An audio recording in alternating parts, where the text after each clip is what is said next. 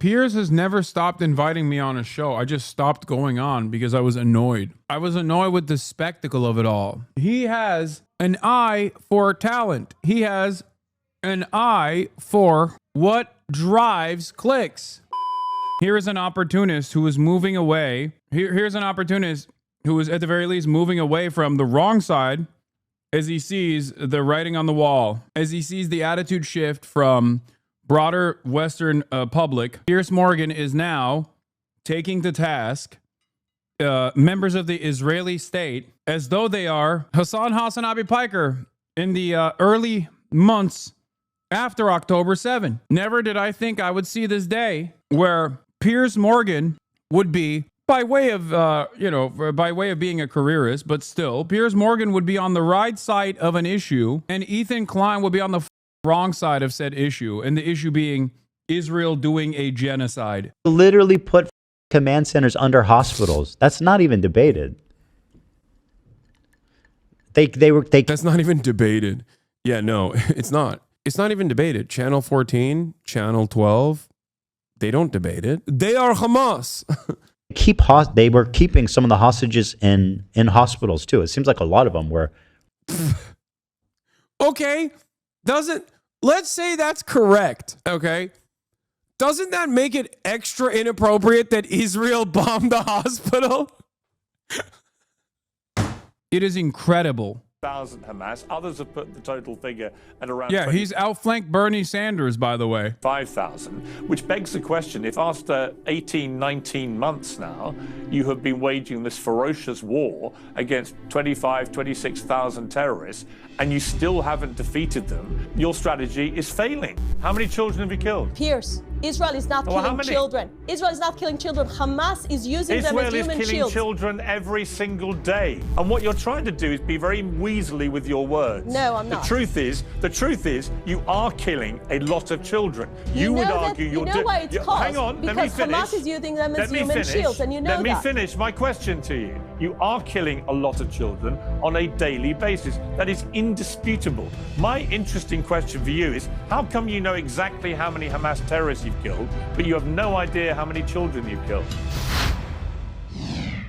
Several key points in the war on Hamas. Former Israeli Prime Minister Ehud Olmert has denied that Israel would kill civilians deliberately and denied the charge of war crimes. He now says this.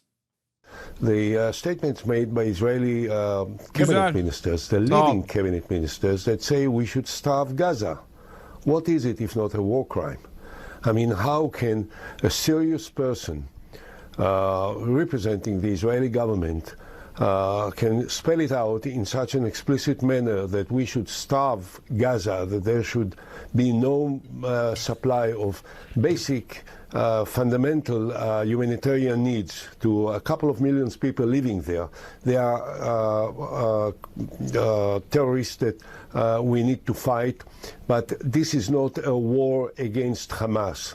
This looks more and more like a political war of the Israeli Prime Minister and the cabinet and the group of thugs which are now representing the Israeli government inside Israel and across the world are committing actions which can't be interpreted in any other way. Well, Olmert also said, and I quote, the government of Israel is currently waging a war without purpose, without goals or clear planning, and with no chances of success. Meanwhile, Ehud Barak, another former prime minister and former IDF chief of staff, says the war is now purely for Netanyahu self-preservation. Yair Golan, an opposition voice and a former army deputy chief of staff, said Israel is, quotes, killing babies as a pastime, close quotes, and risks becoming a pariah state. These aren't radical Islamists or raging anti-Semites, but patriotic Israelis who think their country is losing the plot. Today, Israel announced that they've eliminated Hamas's chief in Gaza, Mohammed Sinwar, the younger brother of Yahya Sinwar, the mastermind behind the deadly attacks on October the 7th. That was seen as a huge win by Israel as they looked to justify the continued fighting. But how many innocent Palestinians are losing their lives as a consequence? Overnight, we saw more shocking scenes in Gaza as thousands of Palestinians overran an aid site run by a US and Israeli-backed group with the intention of taking control of food distribution away from the UN. Many experts believe that swathes of Gaza face imminent famine caused by an 11-week Israeli blockade, which is only now beginning to ease. how much longer can all this go on? Well, I'm joined by Israeli Ambassador to the UK, Zippy Hotovely. Ambassador, welcome back to Uncensored. Good evening, Piers. Incredibly damning comments from two former prime ministers of Israel and a former deputy chief of staff of the Israeli army. When you hear what they have to say, surely it gives you pause for thought, doesn't it? Well, it's quite obvious for someone like you that understands politics that those people are coming from the opposition. Their job, in their opinion, is to fight whatever the government is doing. I think it's very anti-patriotic not to support Israel's war when we are fighting the most justified war in the world against a terror group. Against children. Israel is fighting the most justified war in the world against children. These are terror children, and they must die. Piers, you are Hamas. That committed the worst atrocities at the 7th of October. Just today, we remember 600 days that we still have 58 hostages in captivity. And I'm afraid to say, nowadays in Israel, you can't find even one leader that will say he's willing to live with Hamas on its doorstep. So if those people have any criticism, they should offer a plan how Hamas will be removed from the Gaza Strip, from controlling the doorstep of Israel, not committing the 7th of October again. I didn't get to hear that, not from European leaders that are criticizing Israel, and not from those opposition former leaders. So I must say that in the end of the day, Israel has a serious threat on its security. You will agree with that. No one wants to see people being massacred in their homes like we've seen at the 7th of October. And in order to do that, the aims of the war are still relevant. We want to bring back our hostages, and we want to make sure Hamas won't control the Gaza Strip.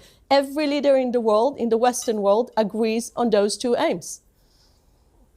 You know, you and I have spoken regularly or on a number of occasions throughout this war. I've always said from the start, as you know, that Israel had an absolute right and indeed duty to its people to defend itself after those appalling attacks. And my position about that hasn't changed. But I also kept asking one question, which was, what is a proportionate response? And I've got to tell you that in the last few weeks, I have found the Israeli government strategy in Gaza to be utterly disproportionate. And I'll explain to you why. When you launch a blockade for nearly 3 months to a population which already has seen much of their possessions, their land, their buildings, their homes decimated by bombardment after bombardment. When you say that you're going to launch a blockade on aid and food to a population where 50% are under 18, you are pursuing, it seems to me, as Ehud Olmert said, a policy of starvation towards, obviously, because of the nature of the population in Gaza, of a lot of children. And that is a war crime. I mean, what else do you call it? I think when you look at the facts, and you should look at the facts, letting in 25,000 trucks with tons of aid, this is not a policy of starvation. Now, let me tell you what was Israel's policy from the beginning of the war. From the beginning of the war, we created a very clear distinction between the terrorists. We're talking about 50,000 people that embedded themselves in population. As you know, just now, you just mentioned Mohammed Sinwar. He was found under a hospital, under the European hospital. He was hiding there because he knows exactly how the world reacts when Israel attacks hospitals. But those hospitals being abused and being used as a terror facilities. This is why Israel is allowed to operate there. Now, I'm going back to the policy of aid. In the last few days, as you know, Israel is launching a new program, a new mechanism to deliver aid because, unfortunately, and I'm saying that with a big pain, Hamas was looting the aid that all the world wanted to be let into Gaza. Now, everyone is interested that the population won't be starving. We don't want to see pictures of children that don't have something to eat. Nothing she's saying is correct. It's actually kind of crazy.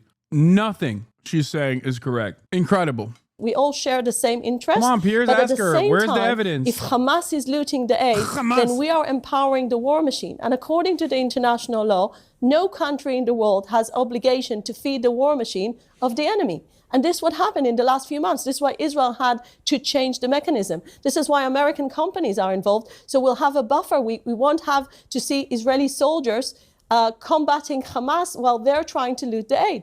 The whole procedure is much more effective. And just in the last few days, we saw Hamas putting barriers for the population not to receive this aid. This is the same Hamas that uses his own people as human shields. So we are talking about situation that's very difficult, very complicated. Once Israel is fighting the Hamas terrorists, we still want aid to get in. And the mechanism, I believe, that Israel is putting now forward is so much better than the one that in the end of the day is empowering Hamas. The problem is that whilst you're saying all this and trying to justify it, you've got people like Smodrich coming out and making it absolutely crystal clear what the real plan is, which is to completely clean out Gaza of all the Palestinians and get them into, quotes, a third country. That is a form of genocide. It is a deliberate targeting of people based on ethnicity and displacing them from their homes and killing a lot of them in the process. I don't know what else you would call it. I've resisted using the word genocide about this, but when I watched what Mr. Smodrich was saying and studied the exact words that he said, it is very hard to reach any other conclusion than that he is waging a strategy of genocide and would like to cleanse, as he put it, the whole Gaza Strip of all the Palestinians. So you can try and dress up that blockade, which is what it was for 3 months, where we saw the starving children you say you're concerned about, but you've got Smodrich there actually laying bare the real plan, which is to get all the Palestinians out of Gaza. And that is a form of genocide, isn't it? What else do you call it? Well, let's begin with the fact that if you listen to the British media, you get the assumption that Smotrich is the Israeli prime minister. Well, he's not. He's not the one who's forming the policy on aid. And the policy you just quoted is actually... So is he a liar? No, all I'm saying is that his policy... It's not just Bezalel Smotrich, who's the finance minister, chap. Like, this isn't a random guy. He's just one of the many high-level officials. Netanyahu said the same. Well, either he's lying or he's telling the truth. His statements are not standing in one line with Israel's policy. This is as a matter of fact. Now, going back to what you quoted basically President Trump's plan. And President Trump's plan is speaking about making Gaza a better place. Gaza will be a better place without having a terror hub, without having the underground tunnel city, without having people firing on Israeli cities. Just in the last 2 weeks, there were more rockets being fired from Gaza to Ashkelon, to some Israeli southern cities. We are not interested with any of that. And I just want to remind you, just in case you're so interested with finishing the war can finish today. If Hamas will surrender, if Hamas will make sure that no weapons in Gaza, if we'll see demilitarization of the Gaza Strip, and if our hostages are back home, the war will be ending today. I mean, just imagine that. All right, but let me ask. Nope. I think Piers is not fully on board with the movement, and that's why he's just like neutering his own arguments here. He could be absolutely cooking her up like a flank steak here. Like the Bezalel Smotrich thing, it's not just him. You know what I mean? It's not just him. If that's the case, then what does like Netanyahu mean when he says we're doing everything in our power to make sure that we follow through with Trump's permanent ethnic displacement plan? That's what we're going to do. There's not going to be a statehood for Palestinians ever. You know what I mean? I'll ask you though, but you accept that Israel has the strongest military in the Middle East, right? I am the proud owner of 2 cats, which are named after 2 Arsenal football legends. And like their owner, they are extremely demanding. How fortunate then that today's show is sponsored by Smalls, which happens to make incredible cat food. This stuff is packed with high quality protein, made with preservative-free ingredients, and is delivered directly to your doorstep. They started this back in 2017 with a few guys cooking good quality cat food at home. Now they've sold millions of cat meals nationwide, and the results speak for themselves. 88% of cat owners reported noticeable health improvements after switching. There's a risk-free trial, so you have nothing to lose except your cat's patience if you don't order soon. So give your cat the food they deserve. For a limited time only, Uncensored viewers can get 35% off Smalls, plus an extra 50% off your first order by using the promo code PEERS. That's an additional 50% off when you head to smalls.com and use promo code PEERS. Again, that's promo code PEERS for an additional 50% off your first order, plus free shipping at smalls.com. We have a strong military, but very vulnerable population that's been hit by a terror organization. We're a small country. We're a small country that its border being invaded. Fine. I just asked you a question as to whether you have the strongest military in the Middle East. You accept you do? We do, but at the same time, we're a very vulnerable country when we're surrounded by radical Islamists. Dude, I love that. I love that. She literally did the we're both incredibly strong and mighty, but also very small bead. Like, in the same second. It's crazy. Oh, we're a small bean country, Piers. Why are you saying this? Israel #1, but also Israel baby. Israel, little baby. Also, Israel's enemies are terror babies. Yeah, Israel is both David and Goliath, dude. When the opportunity presents itself, it's a strong, proud, powerful nation. Militant, but also so tiny and so small, constantly under threat. This is baby on baby violence, Piers. Yes. Including backed up by Iran. I'm not here to defend radical Islamists. I was pro-Israel when it first started because I was raised Christian nationalist. It was like an awakening. Imagine being raised into a member of the Nazi Party of the 1930s and realizing you were a disgusting subhuman. Thank you for not only informing me on the genocide, but also pulling me out of the cult. Hell yeah. I didn't do that, though. You did it. You were open-minded. You engaged in critical thinking. You engaged in something that contradicted your initial programming, and a lot of people don't do that. So I will always defend those who do and celebrate those who do. Israel. I'm not here to defend that. I'm not here to defend Hamas, who I think are a despicable terror organization. But you said there were 50,000 Hamas. Others have put the total figure at around 25,000, which begs the question, if after 18, 19 months now, you have been waging this ferocious war against 25, 26,000 terrorists, and you still haven't defeated them, you still can't get your hostages released, they're still not being released, it's clear to most people that your strategy is failing. But what you're doing is ramping up the attacks, ramping up the devastation, ramping up the clearing out of Gaza. You've got members of the cabinet openly saying they want to get... Is it actually fine? Yeah, I was brother. No, dude, I don't know. Why are you spamming this? Oh my God. Oh my God. Dude, stop spamming. I don't know. I'm back on the Jesus train. You can say bless you again. This guy made me find God. Find God! Get rid of all the Palestinians and get them into another country. So it seems to... Yeah, did Israel say it? Did Israel claim it? Then it's a lie, okay? That's my automatic lock. Everybody else that what you're actually doing is not winning any war against Hamas. In fact, many people think, including intelligence that the Americans have received, for every Hamas terrorist you've killed, they've already been replaced multiple times with people with the same ideology. And that would explain why you can't get the hostages out. And in fact, the hostages, the more you bombard Gaza, the more you would say that their own lives become imperiled. And the overriding picture, which is what's getting Israel so much opprobrium around the world, is that your strategy isn't working. There's no clear plan for what happens at the end of all this. Hamas is still clearly alive and well and thriving. Yes, you've killed another one of their leaders today, but you killed his brother, who was the architect of October the 7th, months ago, and that didn't seem to make any difference to Hamas's ability to continue engaging in battle with you. And the argument remains, how many Palestinian civilian innocent lives, women and in particular children, are you prepared to kill as you continue going after Hamas when it doesn't appear that you're winning that battle? No, of course Piers isn't fully there, and he will never get fully there. Piers' entire career is designed around never fully getting there, Chad. Sorry, didn't mean to spam. I'm new here. It's insane, bro. You know that, first of all, you're not supposed to spam because you kept changing the goddamn question that you were asking. Calm down. Strategy is failing.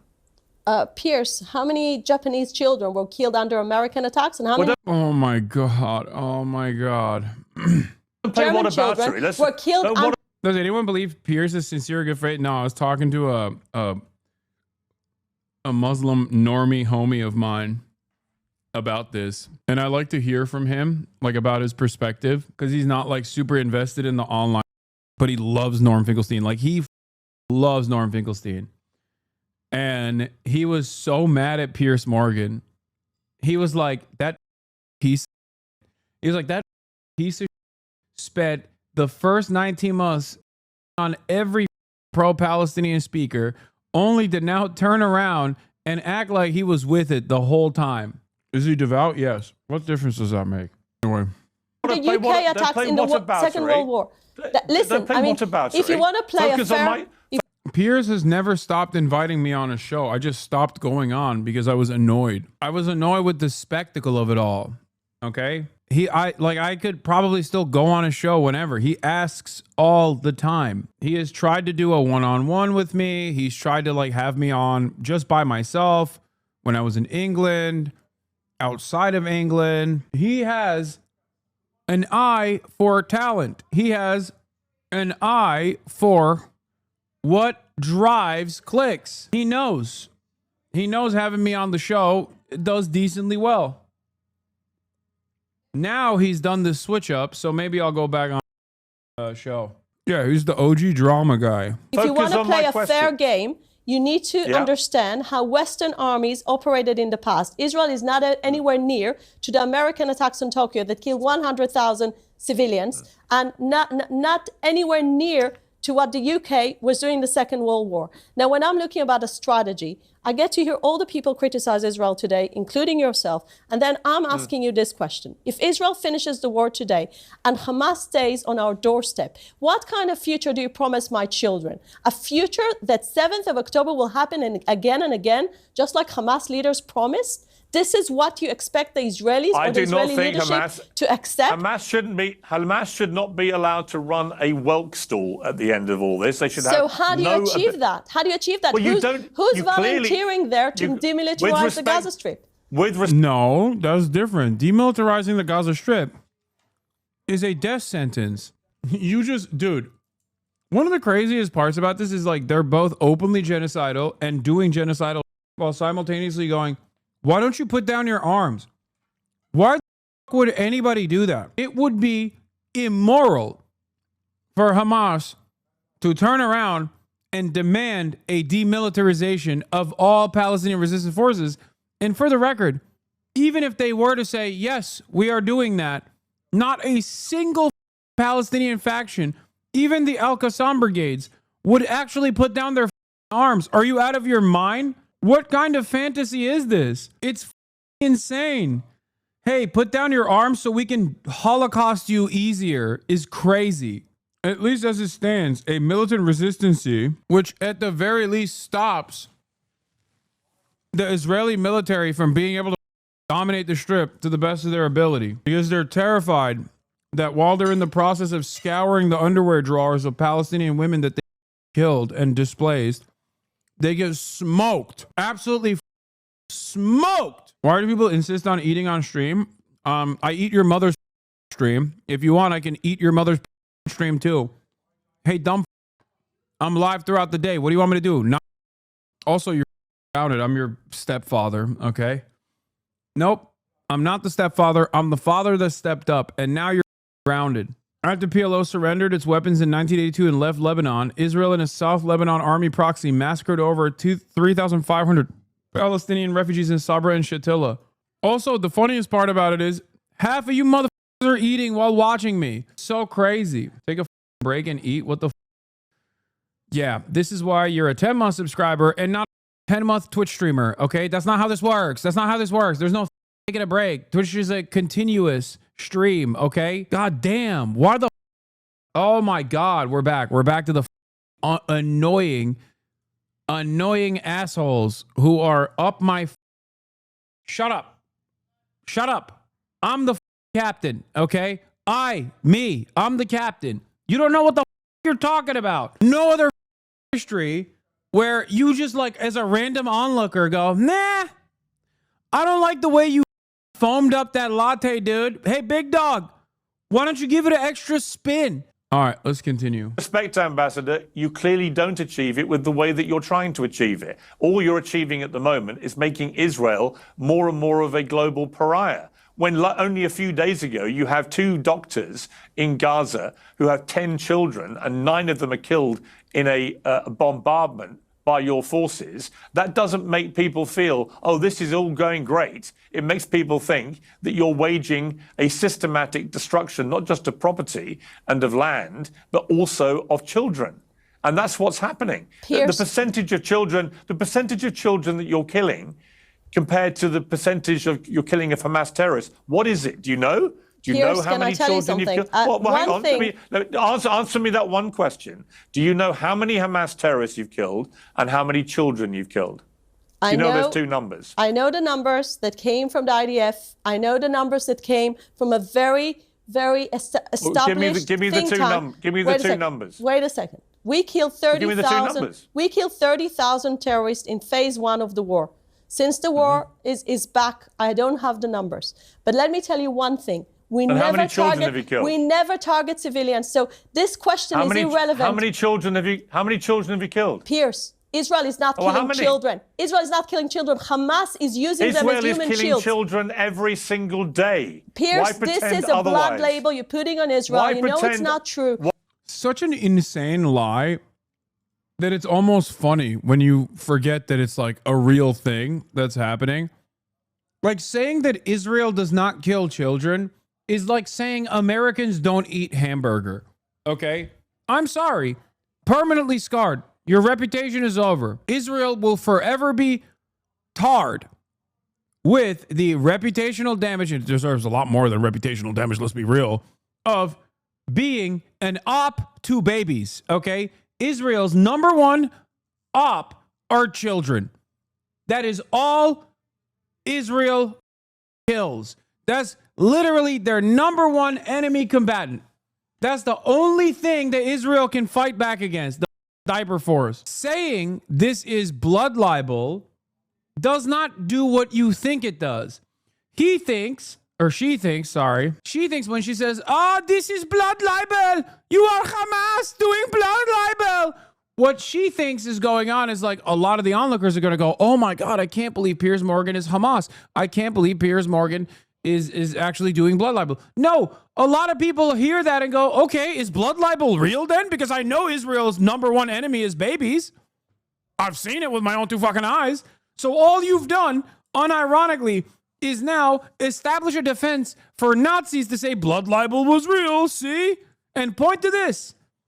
And these guys don't understand that. They literally cannot get out of their own heads.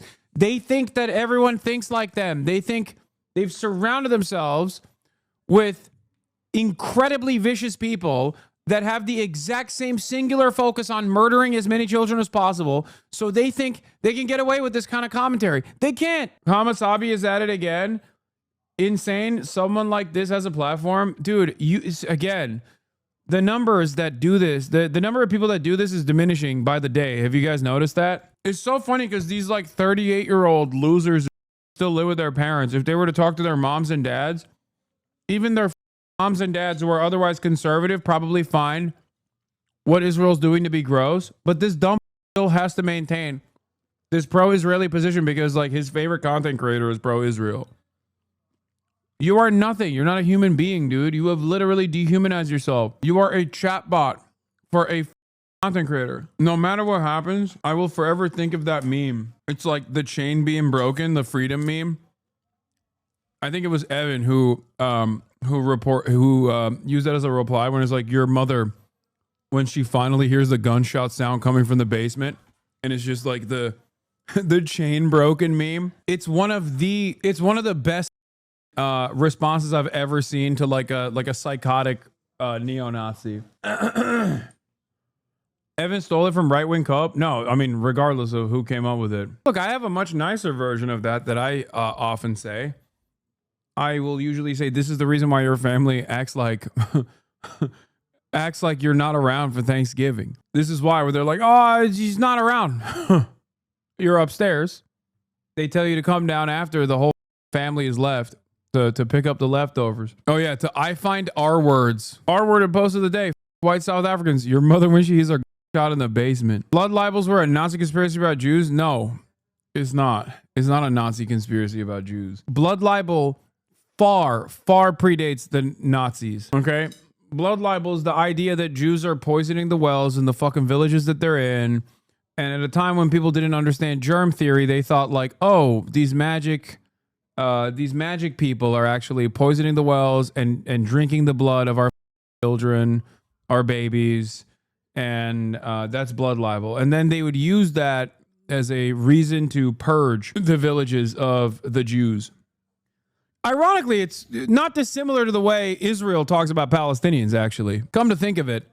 Yeah. Almost verbatim. Like, what? Any other Asmongold heads wish you would stop giving the left ammo like this? It makes us look bad.